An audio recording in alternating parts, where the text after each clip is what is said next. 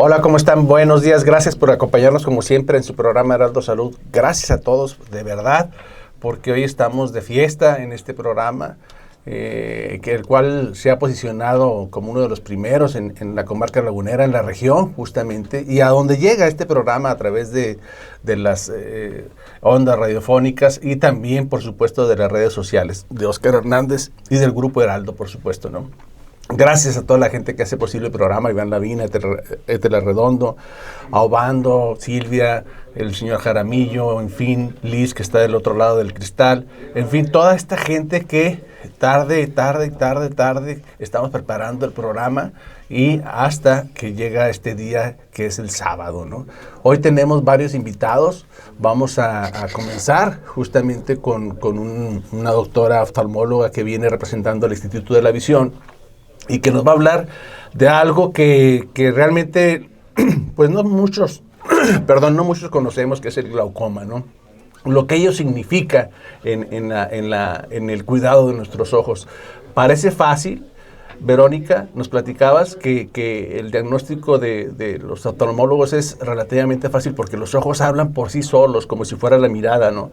Pero habemos médicos tan torpes como que, pues por más que nos hablen y nos griten, no entendemos el asunto del cuidado de los ojos. ¿Es fácil realmente hacer un diagnóstico de las principales enfermedades oculares? Hola, buenos días. Soy la doctora Verónica Rodríguez. Es fácil para el oftalmólogo, definitivamente, ¿no? Aquí está con nosotros también el doctor Tobar, médico pediatra, el doctor Guillermo Milán, ya conocido por nosotros también, cirujano pediatra, y el doctor Hugo Cárdenas, nefrólogo. Así es que si escucha sus voces y sus participaciones es porque justamente para eso vienen, para participar. Adelante, Verónica. Claro que sí. Bueno, yo les comentaba que es fácil para un oftalmólogo, ya que se requiere definitivamente una valoración oftalmológica para detectar cambios a nivel del ojo. En este caso, el glaucoma es una enfermedad degenerativa, la cual se caracteriza principalmente por un daño en el nervio óptico. Este daño viene generado a través de una degeneración de la capa de fibras nerviosas y de la capa de células ganglionares, las cuales son capas de la retina. Entonces, este daño que se da de forma crónica y de forma progresiva se va desarrollando a lo largo del tiempo. Pueden pasar meses, incluso años. Entonces, obviamente para el paciente es muy difícil detectarlo porque realmente en estadios iniciales desafortunadamente no hay sintomatología, a diferencia de lo que se pudiera creer. Cuando un paciente ya tiene un déficit visual es porque este daño ya tiene mucho tiempo que se está presentando en el ojo. Entonces, sí, como comentábamos o platicábamos fuera del aire, es fácil, pero para el oftalmólogo, ya que necesitamos una valoración de la anatomía ocular, incluso estudios especializados que nos permiten visualizar estas capas de la retina. Actualmente tenemos estudios como lo es la tomografía de coherencia óptica, la cual nos da imágenes de la retina prácticamente histológicas, en las cuales podemos valorar cambios a nivel de estas capas que son de micras. Las cuales, obviamente, para detectarlas con el ojo humano, pues debe de pasar mucho tiempo para que sea un cambio que sea perceptible a nuestra visión, ¿no? A nuestros ojos. Una micra es la milésima parte de un milímetro, para que usted se dé idea de lo que está hablando la doctora, la milésima parte de un milímetro. Entonces son cambios, por supuesto, microscópicos, ¿no? Que ustedes detectan.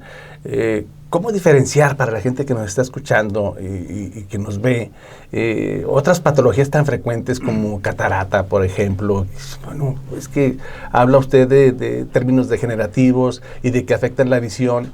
El paciente se preguntará cuando tiene algún síntoma, ¿no tendré catarata o no tendré glaucoma? ¿Hay grandes diferencias entre uno y otro? Claro, la principal diferencia es que enfermedades como la catarata o las enfermedades de retina, como retinopatía diabética o algunas maculopatías, esas principalmente lo que ocasionan en el paciente es una deficiencia visual, ¿sí? Una visión borrosa, a decirlo coloquialmente. El glaucoma, la característica de la sintomatología, es una reducción en el campo visual. Precisamente eso es lo que hace que el paciente se tarde mucho tiempo en detectar ese problema visual. ¿Por qué? Porque si yo veo borroso en mi zona central de visión, pues me va a afectar en mis actividades diarias. Y eso sí puede ser que me haga un poco más de ruido y vaya a atenderme más rápido. Sin embargo, en el glaucoma lo que se va disminuyendo es la visión periférica, que es lo que nosotros conocemos como campo visual. Nuestra visión periférica es muy amplia. Entonces, si el paciente empieza a perder la visión más periférica, realmente sus actividades diarias en las cuales utiliza su visión central no se van a ver perjudicadas, hasta que ya pasa un tiempo pues bastante considerable en el cual ya este campo visual se ve reducido para ya afectarme en mi zona central, pues estamos hablando que pasaron meses, incluso años, que inició el daño. ¿Qué son características que en ocasiones los pacientes suelen notar? Son los pacientes que empiezan a chocar con objetos, con la pared, incluso en el carro cuando van manejando. Y hay una frase como muy común que dicen, es que no lo vi, me salió de repente. Ese me salió de repente, no es que haya aparecido, ¿no?, por arte de magia el otro carro o la otra persona, sino que no se encontraba en el campo de visual bueno o sano del paciente, ¿no? Entonces, al llegar al campo central donde no hay daño, es donde ya lo visualiza y entonces ya entra en tal su visión. Entonces, fíjate que ayer me pasó en el elevador ahí del hospital. Estábamos esperando nosotros varias personas, como 5 o 4 personas, y llega un señor que ya lo venía yo, como se dice coloquialmente, venadeando desde el estacionamiento, porque traía sus lentes oscuros y iba muy a prisa el paciente. Y entonces llegamos al elevador, está la gente generalmente formada, porque te esperas unos 3, 4 minutos, y este señor se adelanta y le da un golpe con el brazo a una señora, a un par de señoras, les topa pues, y se adelanta hacia el elevador, hacia la entrada, entra al elevador y la señora pues se quedó así como medio molesta, ¿no? Como diciendo pues se respeta pero resulta que al entrar el señor al elevador se pega prácticamente al letrero de los numeritos donde lo oprimes, se pega con sus ojos. O sea, te das cuenta de la visión que tenía ese paciente, esta persona, que dices, pues, como se va perdiendo, que el paciente no lo detecta, y menos nosotros. O sea, nosotros no nos damos cuenta de que ese paciente está perdiendo de alguna manera, ya sea la visión central o periférica, pero el paciente prácticamente estaba casi tocando los números para poder decir a qué piso iba, ¿no? Claro. Eso ustedes lo pueden detectar en forma temprana. Sí, es muy importante en este sentido saber que la visión que se pierde por glaucoma, y esto sí es muy importante, es parte de por cuál el glaucoma es un problema de salud, es que la ceguera por glaucoma es irreversible. Entonces, lo que el paciente haya perdido de visión por glaucoma, ni aquí ni en ninguna parte del mundo hasta el día de hoy vamos a tener forma de recuperarlo. Entonces, ¿y hay tratamiento, doctora Verónica? Claro que sí, hay tratamiento, pero ese tratamiento es para controlar. Es una enfermedad que es muy similar, digamos, a la diabetes, a la hipertensión, las cuales pues no se pueden curar, pero se controlan.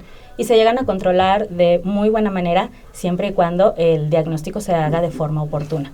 Por eso es muy importante hacer una valoración oftalmológica. A veces uno convive con pacientes con glaucoma y se están aplicando las gotas oftálmicas en sus ojos, y cuando uno pregunta, oye, a los amigos o compañeros, ¿por qué te estás poniendo estas gotas? Y ellos dicen, tengo glaucoma. Y se nos hace a nosotros los mortales, digamos, un tratamiento demasiado sencillo para una enfermedad tan grave, claro, como tú lo estás comentando. Dice, con unas gotitas se trata el glaucoma. ¿Es así? Es el tratamiento inicial, por así decirlo. El glaucoma, su principal característica es que este daño viene generado por un aumento de la presión intraocular. Estas gotas que utilizamos como tratamiento son medicamentos que se encargan de controlar esa presión.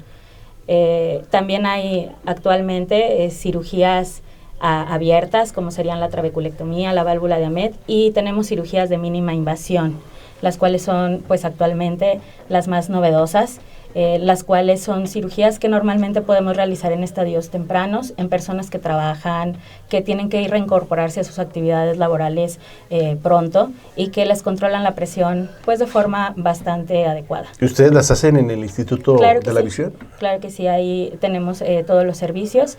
Incluso también hay tratamiento láser para glaucoma. Este tratamiento láser en estadios iniciales puede incluso sustituir el utilizar gotas para el paciente. Entonces, aquí la idea con cualquiera de estos tratamientos es precisamente esa, el control de la presión. ¿Para qué? Para que ya no continúe el daño en el nervio óptico. Doctora Verónica Rodríguez, médico oftalmóloga del Instituto de la Visión, es un placer que hayas estado con nosotros. Esto es como para abrir boca, porque creo que el tema da para mucho más, más, aparte de todas las enfermedades, por supuesto, todas las patologías de los ojos. ¿Qué te parece si después nos acompañas un programa completo para platicar contigo sobre las enfermedades oculares? Claro que sí, muchas gracias por la invitación. ¿Estás en otra parte aparte del Instituto de la Visión? Así es, tengo mi consultorio particular en Leandro Valle 167, asimismo me encuentro en el Instituto Mexicano del Seguro Social, en la clínica de alta especialidad número 71. ¿Miopes no ves? Sí, de hecho es uno de los factores de riesgo más importantes para glaucoma. ¿Sí? En este sentido, sí, pacientes para valoración de glaucoma son todos aquellos de entrada mayores de 40 años. Entonces ya entramos todos aquí, menos el doctor, ya estamos todos, entonces sí se puede prevenir, eso claro es lo que voy. Sí, el glaucoma se puede prevenir, se puede detectar a tiempo, y lo más importante es si ya tenemos un familiar con glaucoma, es muy importante realizar una valoración incluso antes de los 40 años de edad, ya que si tenemos un familiar de primer grado, o sea, los directos, padres, hermanos, hijos, el glaucoma tenemos hasta 7 a 10 veces más de riesgo de desarrollarlo que a la población en general. Entonces sí es muy importante hacer detecciones tempranas. Ya lo escuchó usted, es la doctora Verónica Rodríguez del Instituto de la Visión. Gracias a nuestros amigos del Instituto de la Visión. El doctor Milán, ¿quieres hacer un comentario? Sí, quería preguntarte en relación a los niños, porque tengo yo por ahí 2 pacientes que tienen glaucoma infantil. Uno de ellos tiene 5 años y el otro tiene como 8 años. Entonces, ¿qué tan frecuente o cuál es la fisiopatología o por qué se enferman los niños con glaucoma? Claro que sí, doctor, es un grupo muy importante para nosotros, ya que la gran mayoría de las personas creen que el glaucoma es de adultos o de personas pues ya mayores de 60 años, y no. Tenemos un grupo, el cual es el glaucoma congénito o el glaucoma del desarrollo, el cual se puede presentar incluso desde el nacimiento, y este se da principalmente por alteraciones en la formación anatómica del ojo desde que viene el embarazo, ¿no? Entonces, estas alteraciones son las que producen que haya un aumento de la presión desde que los niños nacen, o normalmente el diagnóstico se suele realizar alrededor de entre los 6 a 12 meses de edad, y en este sentido las características principales las cuales nos pueden ayudar a hacer un diagnóstico oportuno es una tríada que nosotros conocemos como epífora, o sea, lagrimeo, blefaroespasmo, o sea que el niño tiene los ojitos cerrados completamente, no los puede abrir, y esto se da porque tiene fotofobia, la cual es la tercera sintomatología, que le molesta mucho la luz. Entonces son bebés que tienen los ojitos cerrados completamente porque la luz les molesta mucho y tienen demasiado lagrimeo. Esas 3 características es importante que se haga una valoración, ya sea por el pediatra, y el pediatra que nos lo canalice a nosotros o como oftalmólogos para descartar glaucoma del desarrollo. ¿Y el manejo es semejante, el manejo de? En este sentido, el niño, el tratamiento inicial de entrada es cirugía, porque son alteraciones a nivel estructural. Entonces, aquí sí el tratamiento primario es entrar a quirófano. Se puede complementar con el uso de gotas, definitivamente, pero como les comentaba, al ser una enfermedad que ya no se cura, pues es un paciente que toda su vida va a tener glaucoma. Entonces es muy importante hacer un diagnóstico oportuno para preservar la visión lo más que se pueda y que ese paciente pues tenga una adecuada calidad de vida. Muy interesante lo que nos está comentando, lo que están retroalimentándose entre el pediatra y el oftalmólogo. Cada vez te das cuenta, cada vez que me siento aquí me doy cuenta de todo lo universal e infinito que uno desconoce como especialista, ¿no? O sea, por eso los médicos se van subespecializando en cada área, y la verdad es que hay campos en que pues prácticamente es desconocido lo que están ustedes comentando ahorita para nosotros, los que vemos otro tipo de enfermedades y sobre todo de adultos, pero no es así para la gente que nos escucha, la gente que tiene un hijo, que tiene un pequeñín, una madre, que sabe que hay oportunidad de tratamiento para este grupo de pacientes cuando presentan estos síntomas que acabas de mencionar. Así es. Gracias, Verónica, gracias por estar con nosotros. Gracias a ustedes, gracias por la invitación. Y nos vemos la próxima. Claro que sí. Continuamos, ahora está con nosotros un médico pediatra, dos pediatras, el doctor Hugo Tobar. Sí. Yo te identifico como pediatra, pero también como infectólogo, ¿es así? No, yo soy pediatra. Ajá. Soy pediatra, pero bueno, estoy desde hace ya un rato metido en el mundo de las vacunas. Y bueno, pues hemos ido aprendiendo en el camino de toda esta parte del conocimiento, ¿verdad? Que está teniendo tanta repercusión a nivel mundial. Realmente México ha sido un pilar siempre en la parte de vacunas, o era un pilar en las vacunas a nivel Latinoamérica y a nivel del mundo. Realmente sus esquemas de vacunación daban una protección bastante importante. Y bueno, a partir de la pandemia, hubo situaciones en las que se empezaron a desfasar muchos cuadros vacunales. Obviamente había hasta un escrito, ¿no?, que decían, para los que no creen en las vacunas, bueno, ven al mundo batallando por una vacuna, ¿verdad? Es que pandemia, este fenómeno, yo creo, no sé, está con nosotros también el doctor Cárdenas, nefrólogo. Creo que hay pocos cosas en medicina que son realmente, que han revolucionado la parte del tratamiento hacia la población en general, y de los avances y de los descubrimientos, las vacunas. Claro. Diría yo vacunas, antibióticos, pero yo pondría en primer lugar todavía vacunas. Claro, es correcto. Como uno de los cosas que, esto revolucionó al mundo, lo protegió de muchas cosas. Pienso en viruela, una epidemia, una pandemia que destruyó y aniquiló a 300 millones de seres humanos en el planeta. 300 millones por un virus. Y los que sobrevivieron quedaron deformes, quedaron con su rostro totalmente dañado. Este asunto de las vacunas es impresionante, ¿no? Y creo que Lady Mary fue una mujer, justamente, que es la considerada la madre de las vacunas. Correcto. Junto con el padre, que es Jenner, ¿no? Jenner, exactamente. Sí, realmente, desde Edward Jenner con la parte de la viruela, bueno, para América Latina, el doctor Balmis también, que empieza también cuando desde que trae busca la forma de traer la viruela a América, y el concepto de él de traer niños de una casa hogar, sí, enfermos uno por uno, para que se vayan contaminando durante el proceso hasta llegar a América, realmente habla de una genialidad. Meses en el barco.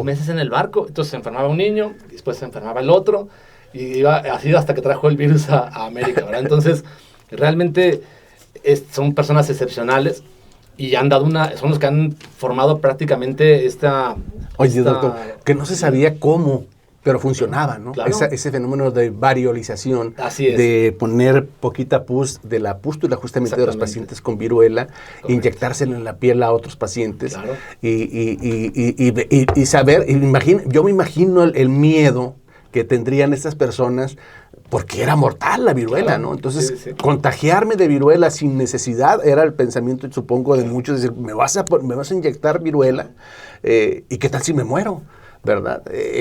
Pero funcionaba. Claro. Funcionaba. La gente tenía el nivel de confianza y el nivel de conciencia de que no había otras herramientas. O sea, realmente si se enfermaban era muy probable que fuera catastrófico, o sea, que realmente el paciente falleciera. Quedaban totalmente deformes de su cara. Y eso nos hacía decidir participar en estas cuestiones, que de ahí nacen los ensayos clínicos, ¿verdad? Realmente pero se la estaban jugando, ¿no? Claro, era correcto. Y hoy, pues al tener mucho más información y mucho más facilidad de poder conseguir esta información, pues obviamente la gente está un poco más temerosa. Claro, hay mucha información que no es la verídica o la correcta, y que es la que generalmente se difunde de manera más fácil en los medios, en las redes sociales, y que le llega más fácil a la gente, y que va obviamente quitándole ese beneficio que realmente no es, o la gente se queda con la idea de que no es benéfica la aplicación de las vacunas, cuando en realidad es todo lo contrario, ¿verdad? Hay grupos antivacunas que vienen, quizás no el origen es México, pero sí de Europa, de Estados Unidos, donde han empezado a atacar de manera importante a la vacunación. Y nosotros, bueno, pues la idea es que obviamente los pediatras, que somos como los vacunadores por excelencia, en general todo el mundo nos identifica como vacunadores, pues retomemos obviamente otra vez este estandarte y empecemos a apoyar la vacunación nuevamente desde los orígenes, de cualquier aspecto, ¿va? Tener obviamente el conocimiento preciso de cada vacuna, de todos los tipos de vacunas, no nada más, obviamente ahorita estamos muy de moda con la vacuna de COVID y las vacunas de influenza y todas las que van saliendo, las de herpes, etcétera, pero de las vacunas básicas como la BCG, la de la tuberculosis, la vacuna de neumococo, la hexavalente, la de hepatitis A, varicela, la triple bacteriana, todas estas vacunas que tenemos hoy actualmente en el mercado y obviamente en el sistema de salud, pues tenemos que empezar a incentivarlas y apoyar para que los pacientes no se pierdan, ¿verdad? Es muy triste de repente empezar a ver en las consultas, y no me dejará mentir el doctor Milán, en las consultas de repente de hospitales públicos y privados, vemos niños que van desfasados, ¿verdad? ¿Por qué? Pues porque hay una cantidad de mitos y leyendas a partir de la vacunación donde por el mismo personal de salud vamos desacreditando no, es que no lo vacunes porque tiene catarro, no lo vacunes porque tiene diarrea, no lo vacunes porque tiene tosecita. Realmente esas prácticas inadecuadas si el paciente iba a esa consulta para ponerse la vacuna y la enfermera o el médico le dijo que no se la pusiera porque tenía catarro, ese paciente es muy probable que esa vacuna ya no regrese. Si viene de una comunidad rural, si viene de una comunidad lejana, o si a lo mejor estaba en dudas con la vacuna, o a lo mejor no tiene ni siquiera el conocimiento de qué le están poniendo, realmente se va a perder en el camino y nunca la va a poder obtener nuevamente, ¿verdad? Entonces, estamos hablando con el doctor Tovar, pediatra.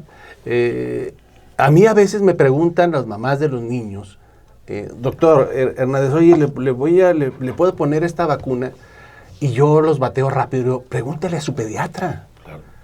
Pregúntale a su pediatra. O sea, yo no soy pediatra, yo no me siento, soy médico, pero no me siento autorizado para decir si se vacuna o no un niño. Claro. No, la verdad, yo siento que la voy a regar, ¿verdad? Claro. Si le digo que sí o no, no me siento con esa seguridad.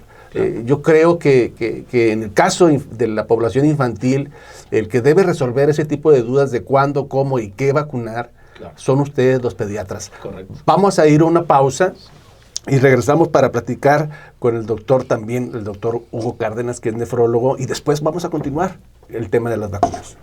Regresamos a su programa Heraldo Salud. Gracias por estar con nosotros. Está muy interesante la plática detrás de micrófonos, de la forma en que se debate este asunto de las vacunas, porque nos involucramos diferentes especialistas, ¿no? El internista, el nefrólogo, el oftalmólogo, el pediatra, el cirujano pediatra, y la gente como usted, que justamente que nos escucha y que nos dice, bueno, este asunto de las vacunas realmente ya se parece un laberinto, ¿no? Por momentos en donde los pacientes, los adultos y las mamás se confunden con el exceso de información. Y ese exceso de información, la mayor parte de las veces proviene de gente no experta, no especializada en el tema. Eso es lo malo, justamente, ¿no? Cuando uno se investiga a fondo, bueno, ¿quién está opinando sobre esto, no? Pues, no sé, un doctor Hernández, que es médico internista, que no tiene nada que ver con vacunas, caray, pues, como que no le corresponde ese asunto, ¿no? Insisto, el tema de las vacunas, puntualmente, el tema de las vacunas en población infantil le corresponde sí o sí al pediatra. Al pediatra, por favor. Llámele, mándele un mensaje. Si lo están corriendo de la institución pública porque no lo van a vacunar, porque llegó tarde o porque se retrasó 2 o 3 días, consulte con su pediatra. No le haga caso a la persona que le está diciendo ahí al aplicador de vacunas, que es nada más un aplicador de vacunas, pero no es el que la está indicando, ¿no? En fin, ahorita vamos a profundizar más sobre este tema, ¿no? Está con nosotros un médico nefrólogo muy joven, por supuesto, que es el doctor Hugo Cárdenas del Centro Médico. Nos viene a platicar justamente, siento yo, que una de las patologías más importantes, que es el dejar de orinar adecuadamente y el de que los riñones no funcionen en eso, ¿no? Que hagan sus funciones básicas. Doctor Hugo Cárdenas, bienvenido. ¿Qué tal? Mucho gusto. Gracias por la invitación. Sí. Doc, ¿cuáles son las funciones básicas aparte de orinar? No sé, o sea, uno lo ve como todos los días, nos levantamos en la mañana y lo primero que vamos a la taza a hacer pipí, es más, casi nos despierta el reflejo de hacer pipí, si no nos despertamos y queremos dormir, pero nos ganan las ganas de orinar y tenemos que orinar. ¿Cuáles son las funciones, diría yo, para la gente que nos escucha, básicas de los 2 riñones? Así es, hay una analogía que viene muy bien al tema sobre una fábrica. Sí, los riñones son como una fábrica. Uno pensaría, si uno ve una fábrica y ve las columnas de humo que salen de la fábrica, esa fábrica pues no genera humo, ¿verdad? Generan otras cosas, carros, camas, escritorios. Igual es el riñón. Entonces el riñón, lo único que se ve es la orina. Y uno pensaría, pues el riñón genera orina, pero no. El riñón tiene muchísimas funciones. La principal, pues, es la detoxificación del organismo. Todo lo que no necesita el cuerpo, ya sea el metabolismo basal de la persona o de las toxinas o todo el desecho que se genera con la alimentación, todo eso se encarga el riñón de eliminarlo a través de la orina. Pero esa es solo una parte. El riñón también se encarga, por ejemplo, de la salud de los huesos, del metabolismo del calcio, del fósforo. Produce ciertas hormonas como la eritropoyetina para mantener niveles adecuados de hemoglobina, para que no esté anémico el paciente, en pocas palabras. Y algo también muy, muy específico es el control de la presión arterial. Uno pensaría, bueno, pues es que la presión la veo con lo del corazón, el cardiólogo. Sí, en parte sí, pero quien se encarga del control de la presión arterial a través de múltiples mecanismos ahí dentro del riñón es precisamente el riñón, ¿sí? Entonces, son muchas funciones las que tiene. Por ejemplo, también la insulina, metaboliza la insulina y produce insulina. Entonces, un paciente con falla renal diabético generalmente tiende a mejorar su control de glucosa porque el riñón modifica el metabolismo de la insulina. Entonces, son varias funciones, muchas funciones que pues no, obviamente no, las personas, la gente no las va a conocer, y muchos de los compañeros, colegas, pues también, o sea, desconocen ciertas capacidades que tiene el riñón. Así es. De las principales que usted acaba de mencionar, la parte hormonal, diría yo, también de los riñones. Uno piensa en hormonas y piensa en ovarios y piensa en tiroides, y no se imagina que también los riñones tienen esa función hormonal múltiple, y uno de ellos justamente es con hormonas muy chiquitas, por decirlo así, que actúan a nivel local, que controlan también la presión. Y es complejo relativamente la función de los riñones, ¿no? Con esto de la corteza y de la médula y de los diferentes tubos colectores, etcétera. Y a nivel microscópico es relativamente complejo, pero esa función, digamos, coloquialmente también, de lavar nuestra sangre, de depurarla, es indispensable para vivir. En el momento en que fallan, las cosas cambian. Así es. Nos decía la doctora hace un momento, la doctora oftalmóloga, que ella, viendo el ojo, sabía el diagnóstico, y qué bueno, yo aquí se lo comenté, qué padre. Pero no, o sea, el nefrólogo no. El nefrólogo, el estudio del riñón. Oye, el nefrólogo, ni el internista, ni el de terapia intensiva, no vemos nada, no vemos nada. Necesitas ver al paciente todo pálido y cenizo. Sí, tiene falla renal. No, hombre, pero ya para qué, ¿no? La idea es el diagnóstico temprano. Así es. Entonces, por ejemplo, en mi caso, en el caso de los nefrólogos, tenemos muchos estudios, nos apoyamos de muchos estudios, pero realmente no. Tenemos que tener un muy buen procesamiento de la información de todos esos estudios para llegar a un diagnóstico. Los diagnósticos realmente no son fáciles. Uno pudiera decir, bueno, pues es que ya tiene falla renal o insuficiencia renal crónica o enfermedad renal crónica, que es el nombre correcto, pero hay que saber por qué fue eso, hacia dónde va, cómo va a ser su progresión, muchas cosas que sí son muy complejas, y tenemos pocos estudios precisos. Los estudios que tenemos no son precisos, entonces necesitamos de mucho criterio clínico también. Y sí, como comentaba, pues sí, el lavado de la sangre, ¿verdad? Una vez que falla ese lavado de la sangre, cambian las cosas y no es posible vivir, así como lo comentó. Ahí sí es un error. Los riñones son unos órganos tan buenos que se pueden vivir con dos, se puede vivir con un riñón y se puede vivir sin riñones. Entonces, afortunadamente tenemos tratamientos para la enfermedad renal crónica en donde sustituyen, de hecho se llaman terapias de sustitución renal, sustituyen algunas funciones de los riñones. Estamos hablando de 3 principalmente, que es la hemodiálisis, la diálisis peritoneal y el trasplante renal. Entonces, pero yo creo que si ustedes estarán de acuerdo, doctor Milano, doctor Tobar, nadie quiere dializarse. Nadie Quiere dializarse, no. Y trasplantarse suena muy romántico, pero tampoco. Pero la diálisis se me hace más desgastante, y yo creo que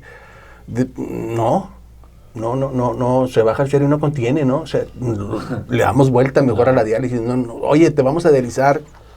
Suena un tratamiento práctico fácil de resolver el problema, pero a la larga no nos gusta. Oye, un factor que debe de comentar seguido, oír Hugo, es un factor que debe de oír el doctor Hugo, es que sienten que la máquina les está quitando la vida. El alma. En lugar de que se los está dando, Así ¿verdad? es. Que se le está quitando la vida, y es difícil convencerlos que entren, como acabas de mencionar, que entren a diálisis. Es que yo los veo a veces, doctor Cárdenas, los doctores, la gente que nos escucha, los veo que entran con mucho entusiasmo a las primeras sesiones de diálisis, y bueno, pues por ahí hubiéramos empezado, ¿para qué tanta pastilla y para qué tanto?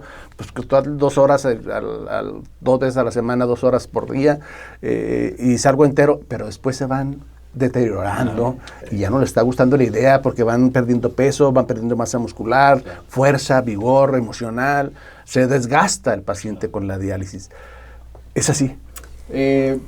Desafortunadamente en la mayoría de los casos sí. Esto pasa porque un paciente ya que está en una terapia de sustitución renal necesita un abordaje multidisciplinario, ¿sí? Obviamente quien lleva la batuta pues es el nefrólogo con la prescripción de su diálisis o de su hemodiálisis, el tiempo, la prescripción de la máquina en sí, estar vigilando sus estudios de laboratorio cada mes, pero muy importantes son otras valoraciones, por ejemplo la del nutriólogo. Uh-huh. La del nutriólogo es fundamental. Uh-huh. Un paciente que está en prediálisis, que todavía no se dializa, tiene una dieta. Y una vez que se empieza a dializar, su dieta cambia totalmente. Absolutamente es casi todo lo contrario. El paciente, como bien decía el doctor Milán, sienten que les quita la vida. Y en parte sí, porque así como eliminan toxinas, ureas, ácidos, se van minerales, se van vitaminas. Entonces ese paciente debe de comer más. Debe de comer más carne, debe de comer más verduras, debe de tener más nutrición. Entonces de eso se encarga el nutriólogo. El nutriólogo es el que le debe decir, sabes que debes de comer más esto y lo otro, ya no te debes de restringir más. Otro, por ejemplo, es el geriatra. La mayoría de los pacientes son de edad avanzada, y los pacientes ya mayores de 65 años también pierden, tienen un abatimiento funcional. Entonces ahí lo fundamental es el geriatra. Yo al paciente le puedo decir, pues es que te voy a dar este medicamento para esto, para esto, para esto, y se van como en 10 medicamentos. Y a lo mejor no los necesitan, a lo mejor los medicamentos es lo que le está perjudicando en su funcionalidad. Entonces es un equipo multidisciplinario que desafortunadamente no siempre se tiene, y es por eso que los pacientes se van agotando. Hay pacientes que duran años en diálisis, trabajan y andan como si nada. Eso es muy buena noticia. Entonces, eso es muy buena noticia. Yo creo que depende mucho de eso, no es la regla. El paciente que entra a diálisis no es regla de que se vaya a ir para abajo, pero sí necesita de un trabajo multidisciplinario. Qué bueno que nos dices eso, que nos erradicas esa idea tan arraigada de que el paciente con diálisis se desgasta y que hay un grupo de pacientes que no necesariamente se desgastan. Así es. Gracias, doctor Hugo Cárdenas, médico nefrólogo del Centro Médico. ¿Estás ahí en el Centro Médico? Ahí estoy en el Centro Médico de Torreón, allí a un lado de la Alameda. Enfrente de la Alameda, con todos los colegas del Centro Médico. Un saludo para todos ellos, a ese grupo grande, antiguo, tradicional.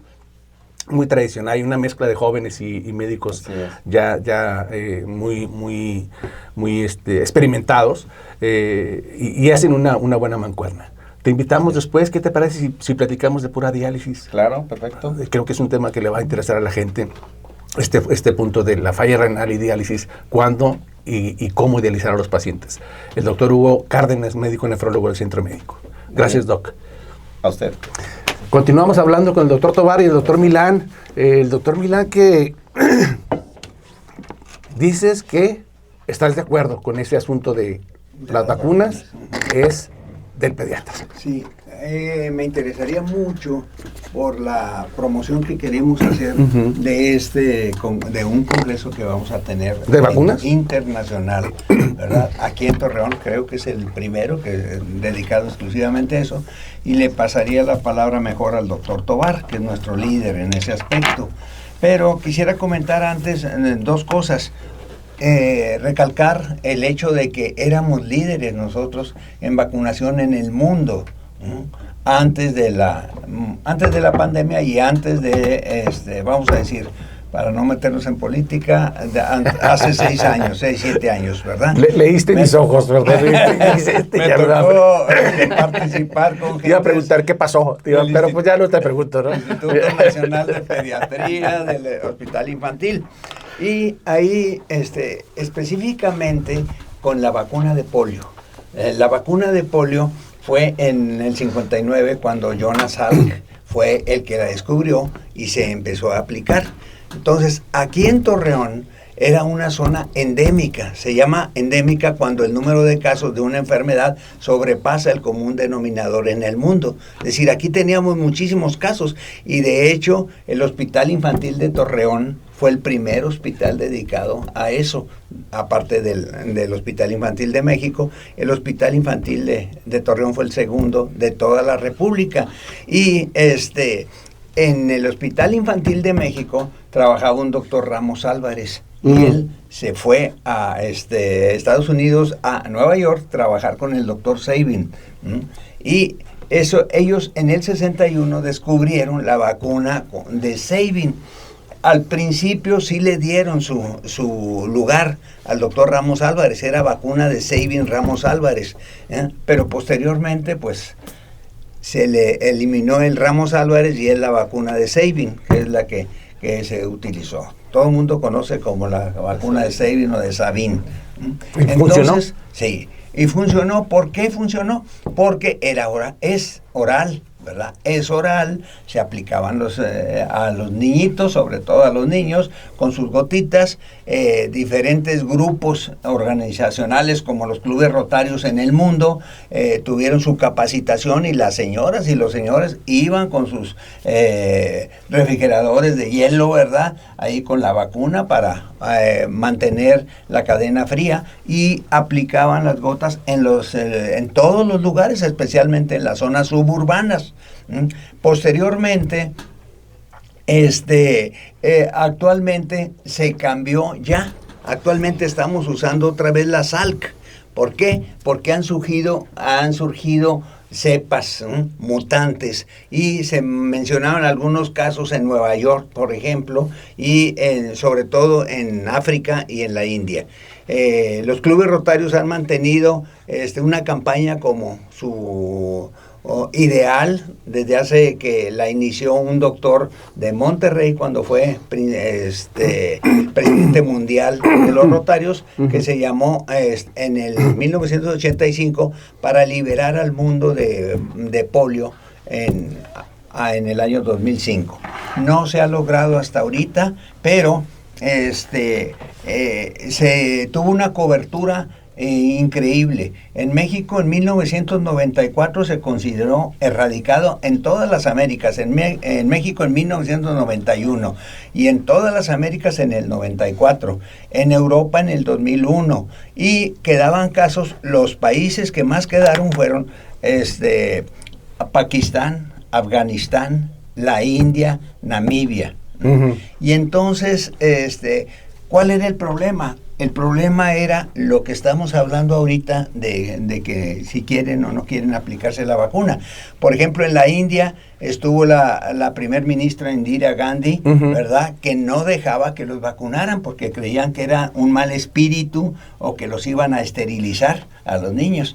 Y entonces, hasta que cambió de la primer ministra y entonces lo autorizaron en el 2001 y en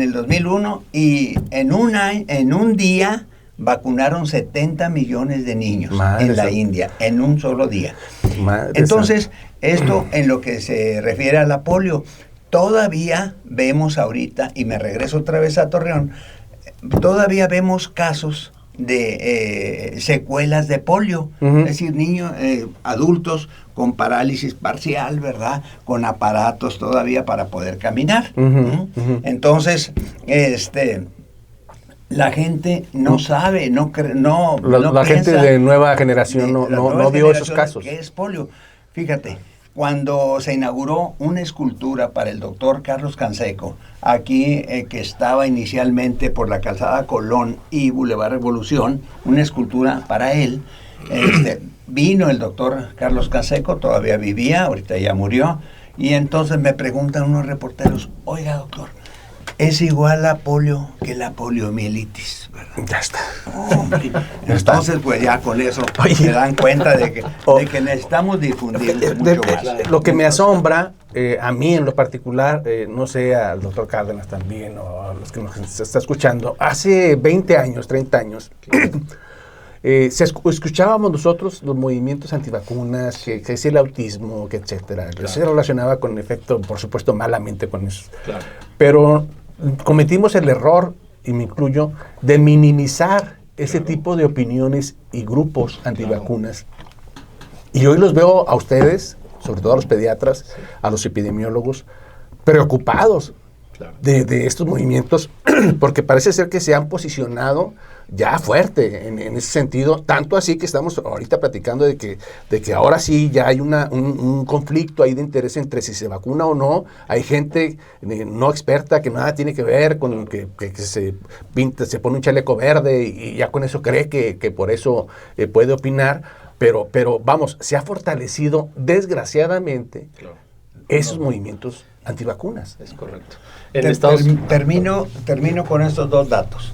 Uno, hace como 6 años estuve yo en un congreso de genética en Monterrey y estuvo la secretaria de salud del estado de Texas. En ese momento se trató el tema de vacunas también y ella mencionó que en ese año tenían el 18% de la población de Texas era de grupos antivacunas hace 6 años. Actualmente creo que con la mente abierta como estamos actualmente, ¿verdad?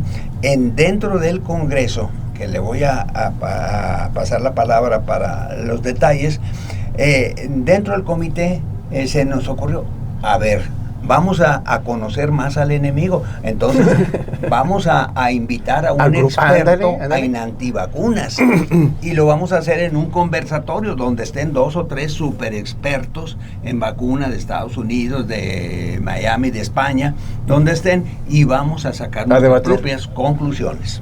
Claro. Adelante. Sí, realmente los grupos antivacunas se han ido colocando y no solamente en el público en general, ya en la parte política en Estados Unidos. El doctor Peter Hotez, que es un líder mundial en la parte de vacunología de la Universidad de Baylor, de la Escuela de Medicina Tropical, director de la Escuela de Medicina Tropical, diseña vacunas, etc. Tuvo conflictos, de repente lo pueden seguir ahí en Twitter, porque tuvo un conflicto con Robert Kennedy Jr. Ya. Y realmente el problema fue que lo invitaba Robert Kennedy y le decía, ven a debatir al Congreso para que veas que las vacunas no funcionan, ¿verdad? Y él le decía, las vacunas, o sea, hay una frase que a mí me sorprendió mucho porque estaba en Twitter ardiendo, y él decía, es que las vacunas no tienen que debatirse. Hay datos científicos que demuestran la eficacia y la eficiencia y la efectividad de las vacunas. Entonces, no es un tema que se tenga que debatir a nivel político, es un tema científico y lo tenemos que debatir entre iguales. Entonces con eso pues obviamente lo mató por completo y claro, sigue la situación política atacando mucho a este grupo que está muy potente en Estados Unidos y es a nivel del mundo. Realmente yo tuve la oportunidad de estar en España con el doctor Federico Martínez, que es también un líder en o sea, ¿qué piensan ellos? No sé, ¿piensan que es un negocio el asunto de las Piensan vacunas? Que las empresas farmacéuticas se están enriqueciendo a través de la creación de vacunas. Realmente la inversión que se tiene que hacer en investigación, hay muchas vacunas que quedan en proyectos que le invierten muchísimo y no llegan a nada.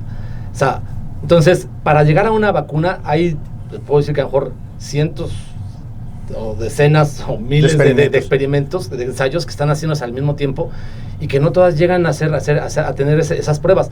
Si hay un medicamento que cumple con todos los estándares de calidad en el mundo y podemos tener la absoluta confianza, son las vacunas.